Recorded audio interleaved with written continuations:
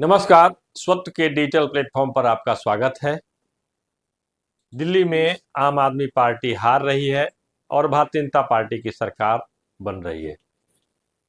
Bharatiya Janata party 2/3 majority के साथ दिल्ली में सरकार बनाने में सक्षम होती दिख रही है, लेकिन इस चुनाव के परिणाम जो आ रहे हैं, बल्कि अब स्पष्ट दिखाई पड़ रहा है कि आम आदमी पार्टी वहां सरकार नहीं बनाएगी। लेकिन जो जनादेश मिला है उसकी समीक्षा अभी से की जानी शुरू हो गई है। इसमें सबसे बड़ी बात यह है कि जो भी नेता जेल गया उसे जनता ने नकार दिया। शराब घोटाले के आरोप में अरविंद केजरीवाल भी जेल गए थे, उप मुख्यमंत्री मनीष सिसोदिया भी जेल गए थे, पहले सोमनाथ भारती भी जेल गए थे, सत्येंद्र जैन भी जेल गए थे। ये सभी मतदाताओं द्वारा नकारे जा रहे हैं। एक बात स्पष्ट थी कि अरविंद केजरीवाल जिस प्रकार की राजनीति कर रहे थे, जिस शैली की राजनीति कर रहे थे, उसमें संविधान और जो मान्य परंपरा है उसे वे दरकिनार करते जा रहे थे। और हमने जो कह दिया, हम जो बात कर रहे हैं वह सही है, हम सही है, इस प्रकार के दावे करते थे। लेकिन जो तथ्य जो सामने आ रहे थे, जिस प्रकार से लोगों की जिज्ञासा बढ़ रही थी, सोशल मीडिया पर भी दिखाई पड़ रहा था कि लोग जानने का प्रयास कर रहे थे कि अरविंद केजरीवाल ने किया क्या है। और न्यायालय ने जब उनके जो सख्त साक्ष्य मिले, जो प्रमाण मिले, उसके आधार पर जब जेल भेज दिया, और जब अरविंद केजरीवाल जेल जा रहे थे तब भी उन्होंने अपने पद से इस्तीफा नहीं दिया। इस प्रकार की जिद कहें या हठ कहें या फिर राजनीति में एक नई परंपरा स्थापित करने की बात करें जो लोकतंत्र के लिए घातक साबित हो सकता था, उसे वहां की जनता ने स्वीकार किया। अरविंद केजरीवाल ऐसे हमारी समझ से पहले मुख्यमंत्री हैं जो भ्रष्टाचार के आरोप में न्यायालय के आदेश से जेल गए और जेल जाने के बावजूद उन्होंने अपने पद से इस्तीफा नहीं दिया। मुख्यमंत्री गए, जेल गए, मुख्यमंत्री के रूप में ही वे जेल गए और वहां से कुछ दिनों तक शासन करने का प्रयास भी किया। जब व्यवहारिक कठिनाई सामने आने लगी तब न्यायालय की ओर से कुछ टिप्पणियां की गई। स्पष्ट आदेश तो नहीं दिया गया, लेकिन टिप्पणियां की गई। इसके बाद उन्होंने इस्तीफा दिया, मजबूरी में इस्तीफा दिया और उनके जगह पर किसी दूसरे जो मुख्यमंत्री बनी। यह बात तो है। यदि हम बात करते हैं कि लोकतंत्र की, तो लोकतंत्र केवल संविधान से ही नहीं चलता। संविधान में लिखी हुई बातों को आप नकारने के लिए कई न कई बहाने बना सकते हैं, लेकिन अंततः लोग जानते हैं कि इसका घातक परिणाम ही होता है। संविधान के विरुद्ध आचरण करने की आदत लग जाए या संविधान के विरुद्ध जाकर के राजनीति करने, संविधान की जो मान्यता है, जो उसके जो भावना है, उसको दरकिनार करते हुए, बल्कि उसे रौंदते हुए आप राजनीति करते हैं, तो यहाँ की जनता उसे स्वीकार नहीं करती, चाहे आप कितना ही बड़ा नेता क्यों न हो। इंदिरा गांधी ने भी ऐसा किया था आपातकाल में।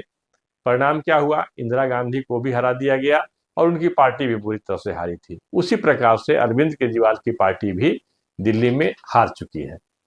अब बात आती है भारतीय जनता पार्टी की। तो भारतीय जनता पार्टी के लोगों को भी ऐसी आशा नहीं थी कि उन्हें इतना बहुमत मिल सकेगा, क्योंकि वे 2/3 मेजोरिटी की ओर अग्रसर होते दिखाई पड़ रहे हैं। तो भारतीय जनता पार्टी इस स्तर तक कैसे पहुंची, यह भी एक समीक्षा करने की बात है। लोग कह रहे थे कि दिल्ली के लोग केवल उन्हें ही वोट देंगे जो उनके फायदे की बात करते हैं, जो उन्हें अनुदान देंगे, जो उन्हें फ्री बिजली पानी देंगे।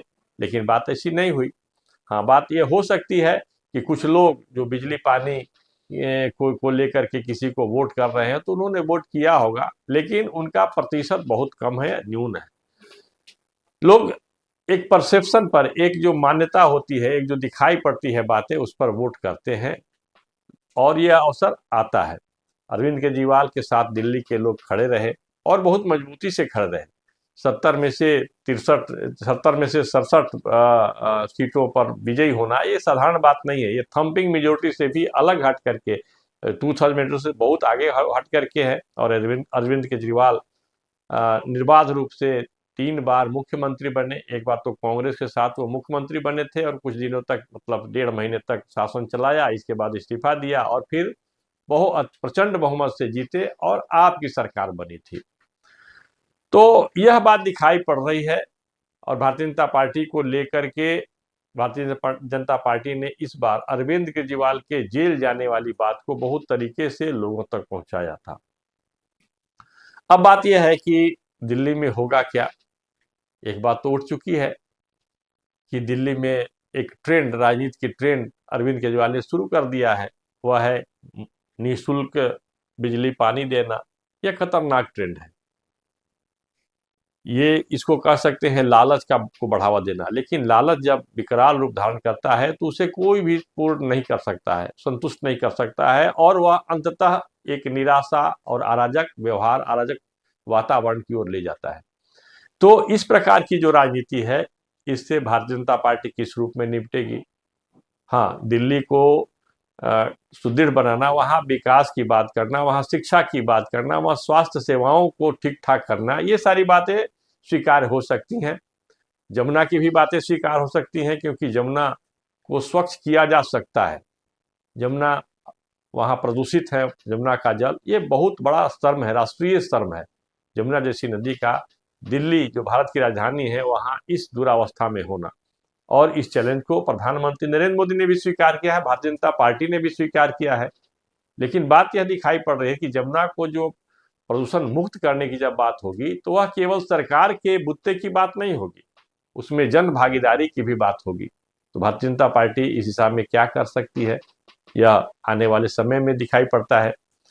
भारतीय जनता पार्टी के जीत के पीछे उसके कार्यकर्ता हैं और उसका विचार परिवार से जुड़े हुए जो बहुत सारे संगठन हैं, उनकी भी भूमिका महत्वपूर्ण है। क्योंकि इस बार के चुनाव में जो भारतीय जनता पार्टी का जो प्रचार का जो शैली था, उसमें समन्वय दिख रहा था।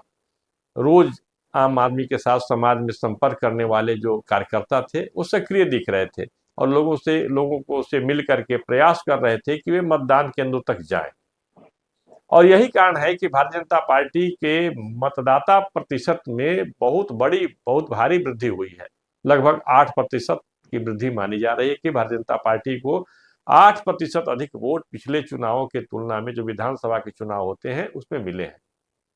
तो ये एक समन्वय और सक्रियता, कार्यकर्ताओं की सक्रियता का भी एक परिणाम है। क्योंकि पिछले चुनावों में जिन कारणों से भी हो, चाहे वो पहले एक चुनाव में मुख्यमंत्री के उम्मीदवार के रूप में जो थी दिल्ली के पुलिस कमिश्नर किरण बेदी, उनके व्यवहार से कार्यकर्ता नारुष्ट थे, भारतीय जनता पार्टी के कार्यकर्ता नारुष्ट थे, और उनके विचार परिवार के विभिन्न संगठनों के लोग भी लगभग मौन और स्थिर हो गए थे, सक्रिय नहीं थे। विरोध नहीं कर रहे थे, लेकिन सक्रिय हो गए थे, सक्रिय भी नहीं थे। तो सक्रिय जब नहीं थे तो मतदाताओं को वोट देने के लिए मतदान केंद्रों तक लाने की बात भी ढीली पड़ गई थी। तो यह इस बार के चुनाव में दिखा है और हो सकता है कि इसी के परिणाम स्वरूप भारतीय जनता पार्टी वहां बिल्कुल 2/3 मेजोरिटी से ऊपर जाती दिख रही है। लेकिन सबसे बड़ी बात यह है कि किसी भी कीमत पर चुनाव जीत करके सत्ता हासिल करने के लिए जिस प्रकार की राजनीति की जा रही है, इस प्रकार की राजनीति को एक ब्रेक जरूर लगा है। जो अरविंद केजरीवाल की राजनीति थी, एनजीओ के माध्यम से या मल्टीनेशनल कंपनी के संसाधनों से, या जो ईसाई मिशनरियों के जितने संसाधन थे उनसे जोड़ करके और एक नेटवर्क तैयार करना और मतदाताओं के खास वर्ग को अपनी ओर लुभा करके सत्ता में काबिज हो जाना, और भारत के जो संविधान है, लोकतांत्रिक मूल्य है, उसके विरोध भी आचरण करना, अहंकार में बिल्कुल डूब जाना। क्योंकि अरविंद केजरीवाल के बहुत सारे ऐसे वीडियोज भी सामने आ रहे थे, उसमें स्वयं को वो दिल्ली का मालिक बता रहे थे। मालिक कहना यह शब्द एक अहंकार का द्योतक होता है कि वो किसी को नहीं मान रहे थे। यहाँ तक कि अरविंद केजरीवाल के बारे में कहा जाता है कि वो अपने कार्यकर्ताओं को, जो पुराने साथी थे, उनसे भी उनका व्यवहार बहुत एरोगेंट होता था, मतलब एक अहंकार से भरा हुआ व्यवहार होता था। जैसे पाली मालीवाल की जो बात हम लेते हैं, उसमें उसके साथ पिटाई, उनके पुराने मित्र कवि कुमार विश्वास भी कहते हैं कि वो बिल्कुल अहंकार में डूबा हुआ व्यक्ति हो गया है।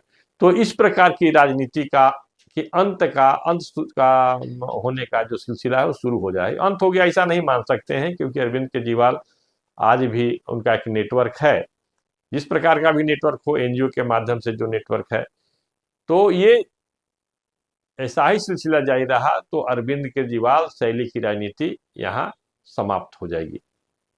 इस वीडियो में बस इतना ही, फिर मिलेंगे, नमस्कार।